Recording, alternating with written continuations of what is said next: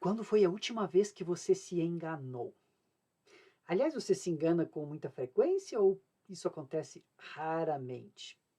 Já aconteceu contigo de você ter uma convicção muito forte, assim, um ponto de vista muito marcante, e por algum evento externo ou interno, você descobre que você estava completamente equivocado, equivocada, e você sente aquele vazio, aquela sensação de estranheza muito grande? Aliás, você tem facilidade para mudar de crença, se adaptar às circunstâncias que mudam? Vamos fazer um teste para ver se você tem? Evoque uma crença sua, algo que você acredita.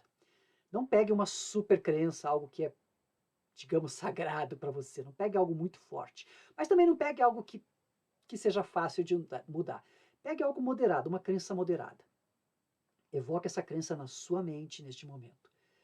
Só pelo poder da tua imaginação, é só uma imaginação, ok? Não tem nada a ver com a realidade. Pelo poder da tua imaginação, por alguns instantes, imagine, se você conseguir, que você descobriu que você está equivocado, equivocada. Não importa como é, mas não é do jeito que você pensava. Ficou irrefutavelmente, você descobriu que não é desse jeito. Não tem como voltar mais atrás. Essa crença foi desmanchada. Se você conseguiu fazer isso, observe como você se sente.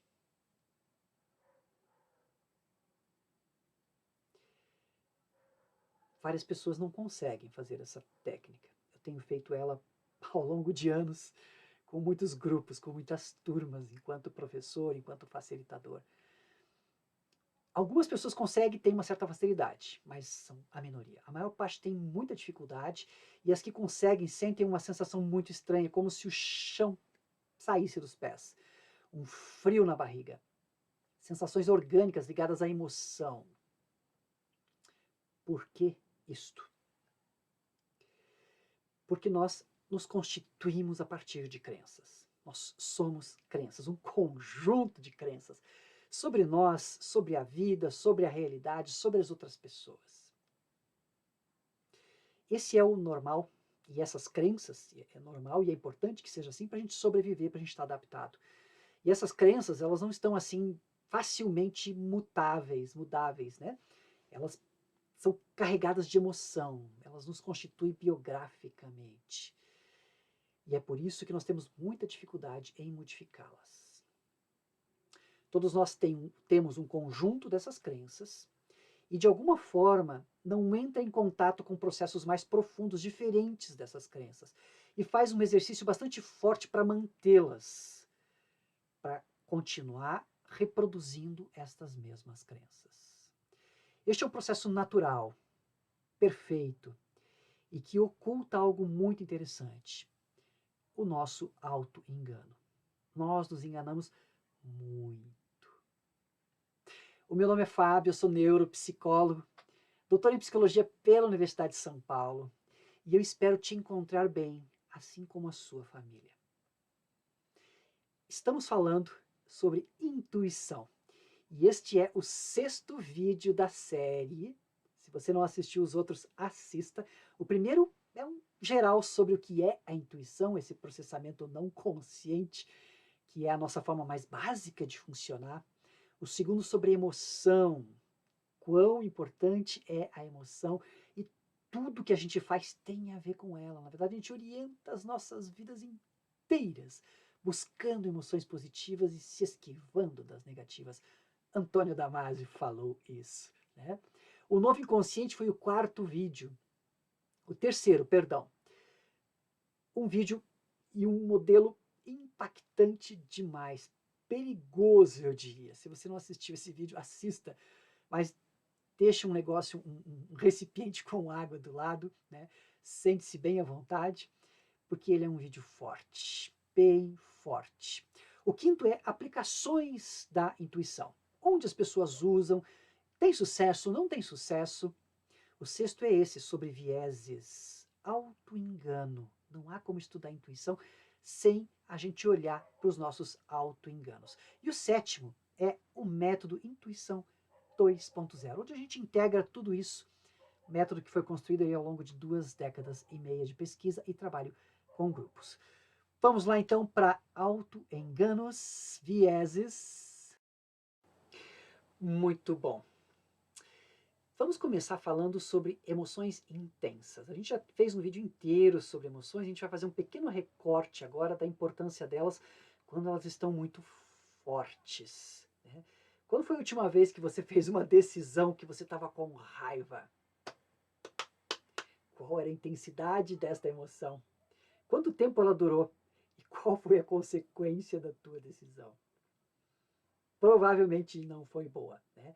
As emoções muito intensas, sejam positivas ou negativas, eu comecei com uma emoção negativa, né? Elas nos colocam num estado de euforia, nos afunilam a percepção, por vezes nos desligam completamente o processo racional. Então, emoções intensas, que com frequência estão relacionadas à certeza em excesso, à confiança, a mãe de todos os vieses, muita confiança. Não que confiança não seja boa, né? Mas confiança moderada, muita confiança, tem muita emoção e a chance de ter erro é muito grande. Já fica um alerta para você.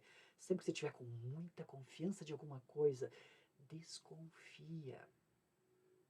Você pode estar errado. A chance de você estar errado é grande, grande, grande, grande. Mas enfim, emoções intensas nos atrapalham, nos enviesam. Se forem negativas, a gente distorce demais as coisas.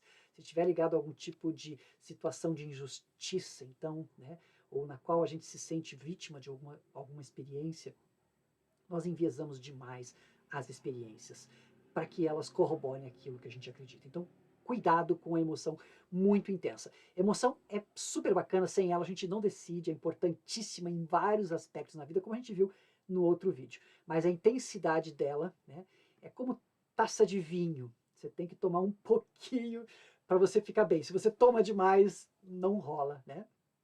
E sem tomar também fica um pouco árido, não tem como a gente viver sem as emoções, né?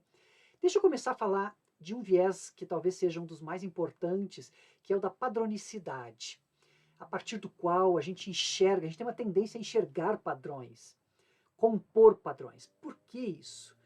Porque se a gente consegue perceber padrões, a gente pode sobreviver melhor. Recue aí 5, 10, 15 mil anos, né?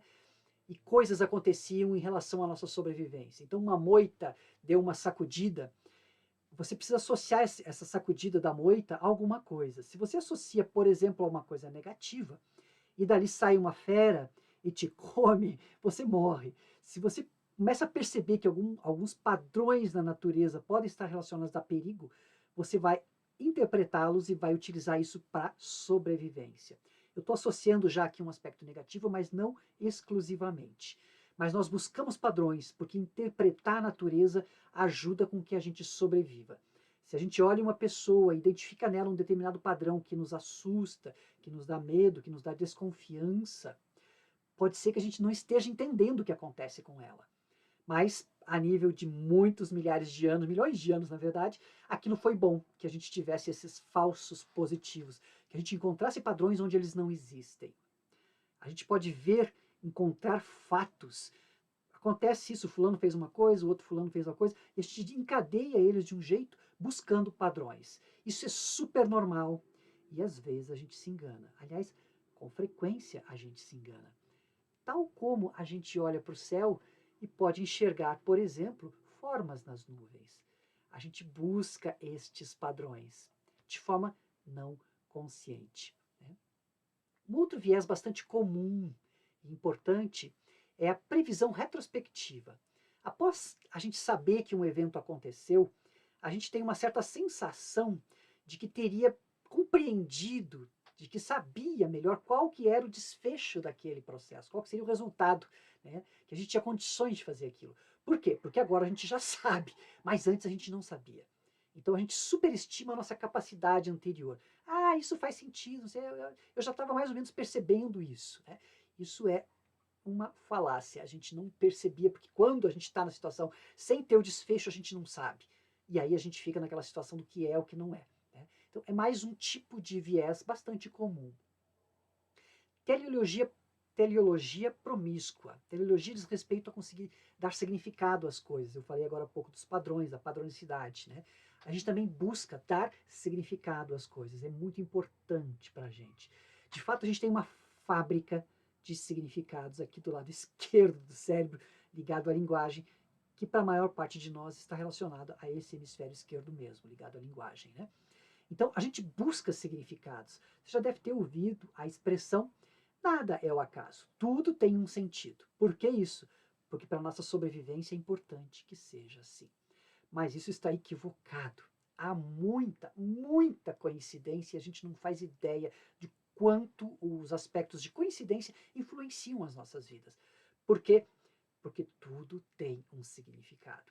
Vejam que eu estou falando de ciência, estou falando de probabilidade, estou falando de psicologia cognitiva, neurociência cognitiva, interpretando experiências nossas de vieses, ok? Não estou falando de espiritualidade, de religião, de outros processos.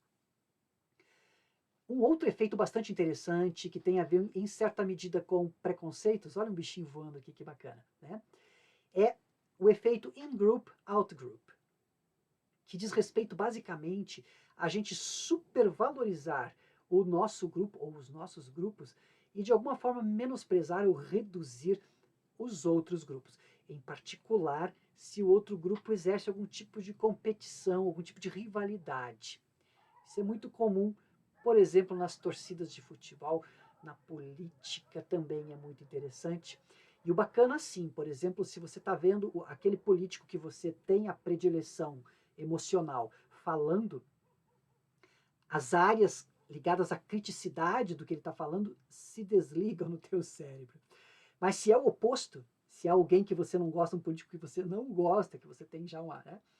Você se torna hipercrítico, ou seja, você valoriza mais aqueles aspectos negativos e praticamente acaba com os positivos. E o contrário para aquele que você gosta, né?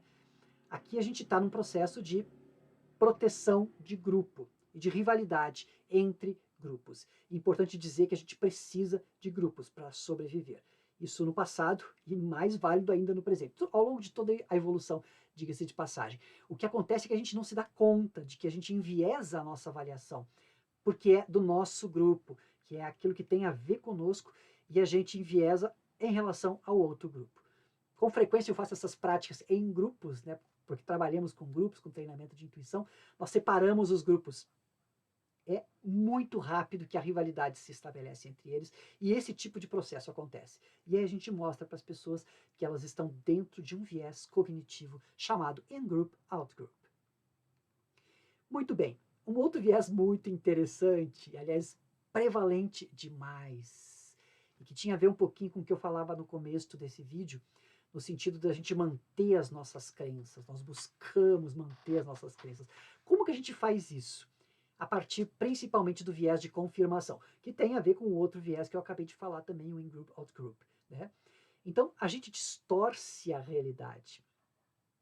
Como que a gente faz? A gente seleciona o que convém às nossas crenças, o que confirma as nossas crenças. E desvaloriza ou até mesmo não percebe aquilo que contradiz as nossas crenças, aquilo que vai contra aquilo que eu acredito, que você acredita. Em outras palavras, a gente enxerga o que a gente quer enxergar, a gente enxerga o que a gente é e não o que é a realidade. Aliás, o cérebro tem muitas dificuldades de perceber o que é a realidade, porque isso não é importante para ele.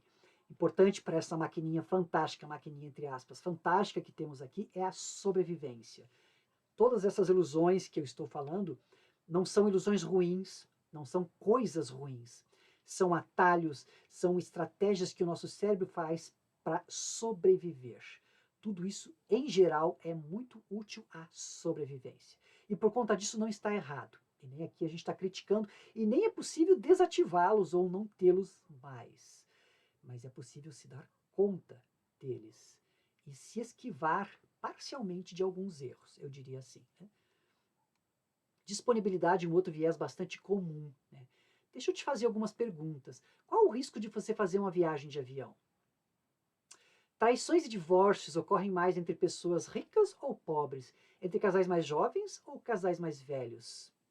Qual que é a principal causa de morte no mundo? Eu não sei se você conhece as estatísticas, eu nem vou te dar essas respostas agora, deixa você procurar se você sentir vontade. Mas eu sei que provavelmente algumas respostas você deve ter dado. E por que você deu essas respostas? Porque foram as informações que te surgiram, que estavam disponíveis para você num dado momento. Você pode ter até pensado no Covid, na pandemia, você pode ter pensado em várias coisas, né? Mas saber os dados, só se você vai atrás deles. Mas a gente não fica sem saber.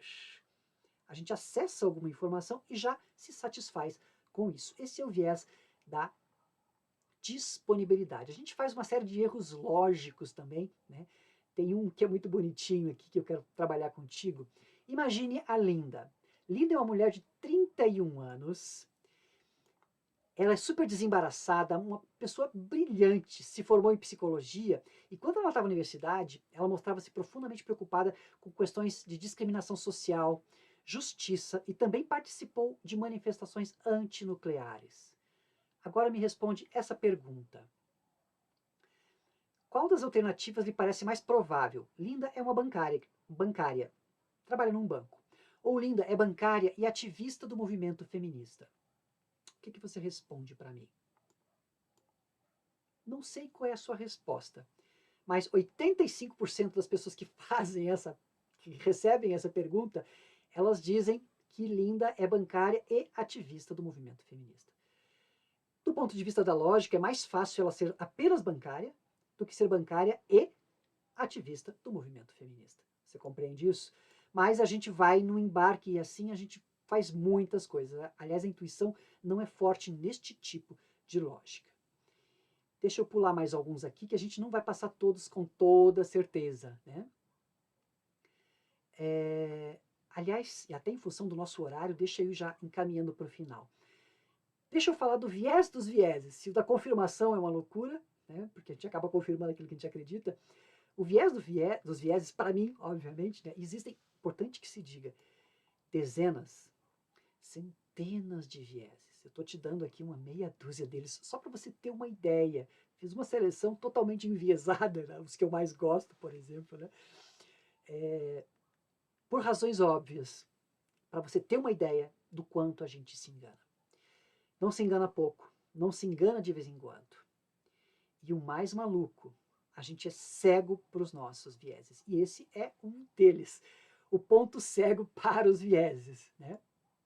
É bastante comum as pessoas se perceberem muito objetivas, muito certeiras, dentro do seu próprio ponto de vista. E pessoas externas observam de uma forma até relativamente fácil que elas estão fazendo equívocos bem simplórios. Ou seja, que a pessoa não percebe e os outros percebem. Esses vieses são muito comuns em juízes. Há toda uma série de pesquisas com os equívocos e os vieses que os juízes falam. Aliás, tem um livro recentemente lançado pelo Daniel Kahneman, ligado à pesquisa, que é Ruído, né? Ligado à pesquisa com esses vieses. Agora que ele não trabalha mais com vieses individuais, mas com o processo coletivo dos vieses, ao qual ele acabou chamando de ruído. Né? E os juízes são um dos exemplos que ele traz com bastante frequência. Né? O que acontece? A gente tem um certo realismo ingênuo. Olha que palavrinha bonita esta. Realismo ingênuo é uma certa convicção que a gente tem de que a realidade externa e objetiva é objetiva e que a gente tem capacidade de observá-la de uma forma direta. Agora você está me vendo, você está tendo essa sensação de que você está percebendo a realidade tal como ela é. Isso não é uma verdade. Isso é mais um equívoco, né? A gente não consegue perceber o mundo de forma direta, a não ser por processos sensoriais e vários processos cognitivos e afetivos, em geral imperfeitos. Úteis para a nossa sobrevivência, mas imperfeitos, mediados por vieses, mediados por tendências. Todos nós, a cada instante, temos tendências, somos enviesados. Imparcialidade não é uma capacidade humana. Infeliz ou felizmente, não é. A gente pode se perceber assim por mais um viés que a gente usa, mas nós não temos essa capacidade da imparcialidade. Muito bem, esse é um dos vieses, uma das características que nos leva a ter esse ponto cego em relação aos nossos próprios vieses. A gente percebe a realidade e acredita que é isso, a realidade é isso que a gente percebe, quando de fato não é isto. Né? A própria visão é um exemplo simples. Você está me enxergando aí fora e eu não estou aí fora, eu estou aqui atrás, no seu córtex occipital e mais metade do seu córtex. Né? A visão dos processos mais fantásticos. A gente enxerga fora, mas a gente constrói dentro. Então, o que você está vendo não está fora, está dentro de você. É um viés simples, né? Uma sensação simples. Eu creio que eu estou percebendo, tem uma sensação fortíssima de que eu estou vendo algo fora, quando de fato não está fora. E não é só os aspectos sensoriais que estão dentro de nós. A atribuição de valores a eles também. Todo o nosso julgamento tem a ver com isso. Um outro aspecto importante que nos faz ter essa cegueira é a ilusão introspectiva, uma tendência que a gente tem de dar crédito aos nossos pensamentos conscientes, aquilo que a gente percebe com os nossos sentimentos, motivações e intenções. Acontece que a maior parte do nosso processamento não é consciente. Então a gente percebe algumas coisas e dá um super crédito para isso. Tem uma ilusão introspectiva. Mas o processo, o grosso do processo, a maior parte do nosso processamento mental, bem-vindo ao novo inconsciente, se dá num nível não consciente. Então a gente não percebe o que acontece com a gente. O nosso cérebro tem receptores para perceber e construir essa fantástica realidade. Mas ele não tem receptores para perceber o que acontece dentro dele mesmo. Tem os seus mecanismos de autorregulação, mas não receptores. Se você tentar perceber agora o que está acontecendo com o seu cérebro diretamente, nada você vai perceber. Você vai construir alguma coisa, alguma sensação, né? Porque você tem uma vontade. Mas você não vai perceber porque não tem receptor para isso. É possível abrir a cabeça de uma pessoa e fazer uma cirurgia em tempo real, ela não vai sentir dor, por exemplo, não vai sentir tato, por exemplo. Né? Em outras palavras, a gente não tem acesso ao que nos constrói a realidade, ao que nos constrói a ilusão. E não tem nada de errado com isso, diga-se de passagem. Né? Muito bem, eu falei então um pouquinho destes vieses, e algo importante que tem que ser dito também, que quando a gente treina a intuição, e eu estou fazendo essa série de vídeos voltado a você compreender um pouquinho mais sobre o treinamento da intuição, né? A gente precisa desconstruir sinceramente estas imagens que a gente tem da gente mesmo. Porque a partir dessas imagens a gente se engana. E existe um certo risco nisso. Risco porque isso não é fácil. A gente oculta medos, a gente oculta vergonhas, a gente oculta intenções da gente mesmo. E naturalmente dos outros, mas primeiro da gente. A melhor forma de ocultar alguma coisa dos outros é ocultar da gente. A melhor forma de mentir para os outros é mentir para a gente.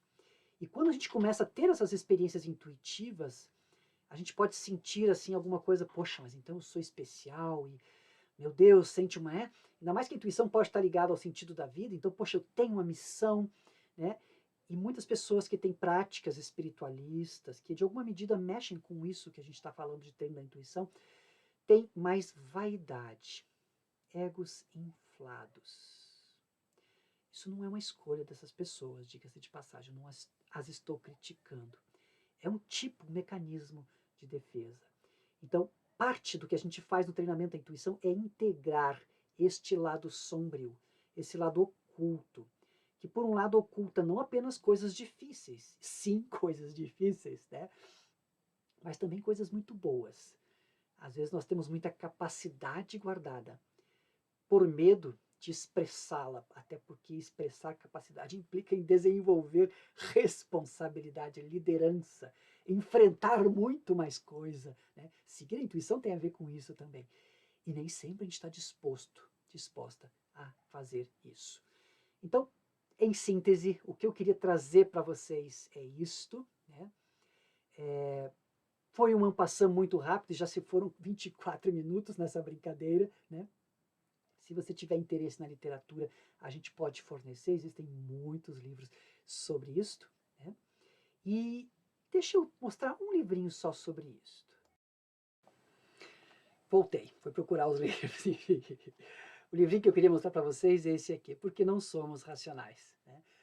do Ramon Cosenza, um neurocientista aposentado, super bacana, uma linguagem assim, quase de criança, eu diria assim, muito simples, mas um peso científico muito bacana, um livro muito simples, fininho, do jeito que eu gosto, né? E com peso científico. Então, um conjuntinho de vários vieses, muito bacana. Se alguém quiser aprofundar um pouco mais, aqui a gente já tem um pouquinho mais gordinho, o processo decisório. Esse também é praticamente inteiro dedicado à questão dos vieses cognitivos. Existem outros e mais outros e mais outros, mas só para você ter uma palhinha, então, caso você queira aprofundar. Muito bem, eu vou ficando por aqui, agradecendo a tua audiência. Se você teve a paciência de escutar até este momento, deixa eu solicitar a tua generosidade.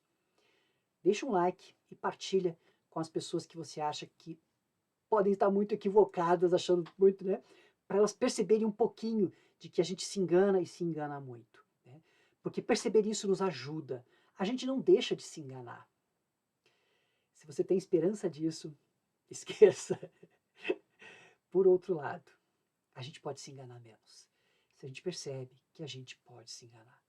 O que acontece com isso? Nós nos tornamos mais humanos. Nós desenvolvemos mais amor próprio, porque a gente tem que ter tolerância com a gente, com os nossos erros. E a partir disso, e somente a partir disso, a gente faz isso com os outros. Então é bacana a gente perceber que a gente se equivoca, para a gente tolerar mais as pessoas que também se equivocam. Porque se a gente não percebe, a gente é intolerante com os outros. A gente acaba não percebendo os nossos, mas olhando para os dos outros. Então isso é importante, que a gente estude, que a gente treine perceber os nossos auto-enganos. Deixa o teu like, partilha se você achar que é pertinente e muito agradecido por essa parceria. E daqui um pouquinho tem o próximo vídeo, que é Método Intuição 2.0. Vamos fazer um apanhado desse método. Te vejo no próximo vídeo. Muito grato por essa parceria. Até o próximo.